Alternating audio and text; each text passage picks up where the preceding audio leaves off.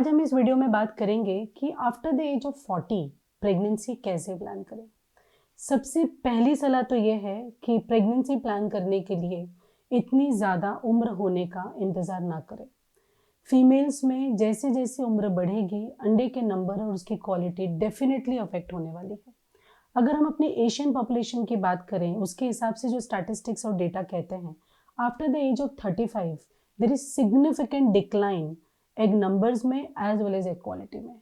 So possibly do not wait till you're 40 to plan your pregnancy because it is going to come with its own problems.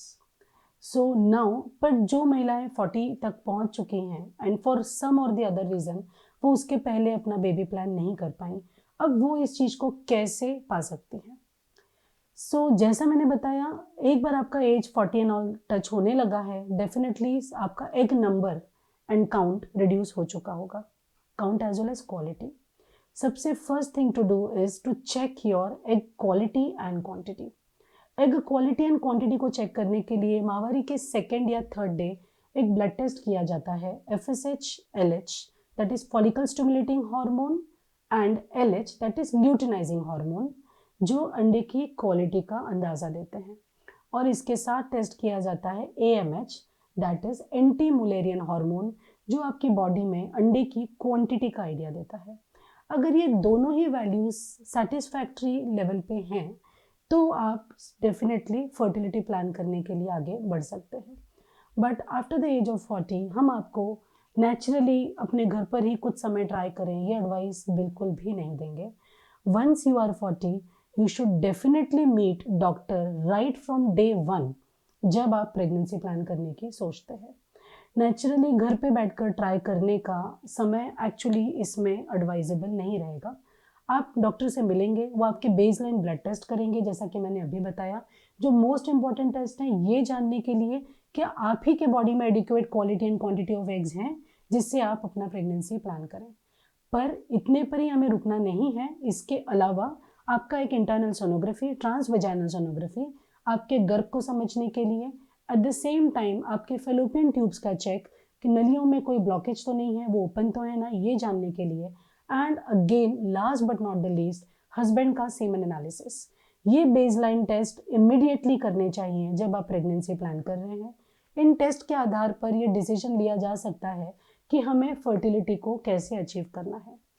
When you are 40 definitely कोई भी doctor आपको naturally try करने की सलाह नहीं दे पाते हैं, क्योंकि हमारे पास अब उतना समय नहीं होता है जो हम ज़ाया कर सके। हमें जल्द से जल्द प्रेगनेंसी अचीव करनी होती है। So in very few cases ऐसा बहुत रेयरली होता है कि around the age of 40 when women comes और उनके एक क्वालिटी एंड क्वांटिटी के टेस्ट बहुत ज़्यादा बढ़िया आ जाएं। यदि वो टेस्ट बहुत अच्छे हैं तो डेफिनेटली फर्टिलिटी कंसल्टेंट आपको 3 to 4 ट्रायल्स नेचुरली दे सकते हैं, यदि आपकी रिपोर्ट्स बहुत बेहतर है और हमारे पास उतना समय है आगे बढ़ने के लिए। यदि वो रिपोर्ट्स अफेक्टेड हैं, एग काउंट्स कम हैं, egg quality is bit affected, तो डेफिनेटली फर्टिलिटी कंसल्टेंट आपको डायरेक्टली IUI या IVF की सलाह देते हैं, जिसमें हम ज़्यादातर जोर IVF पे करते हैं, क्योंकि IVF करके हमें जो रिजल्ट आने के चांसेस होते हैं वो बहुत बेहतर होते हैं in comparison to IUI। With the increasing age जो एग्स होते हैं वो काफ़ी ज़्यादा हार्ड होने लगते हैं, तो उनका स्पर्म से नेचुरली फर्टिलाइज होने का चांस कम होने लगता है। इसीलिए with the ageing IUI treatment उतना ज़्यादा रिजल्ट नहीं देता जितना कि हमें IVF ट्रीटमेंट देता है। So if your reports are all good, your doctor will help you with IUI और IVF as per your discussion with your fertility consultant.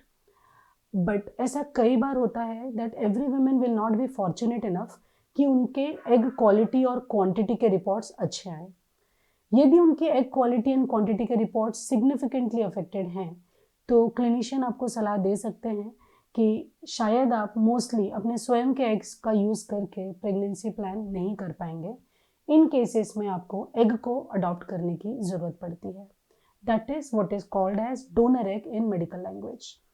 Donor egg में डोनर महिला से, एक हेल्दी डोनर महिला से जिनका उम्र जनरली लेस देन 30 ईयर्स होती है, जो प्रोवन फर्टाइल वेमेन होते हैं, जिनके स्वयं के बेबीज ऑलरेडी हो चुके होते हैं, मतलब हम श्योर होते हैं कि उनकी एग क्वालिटी बेहतर है, ऐसी वेमेन से एग्स को अडॉप्ट किया जाता है।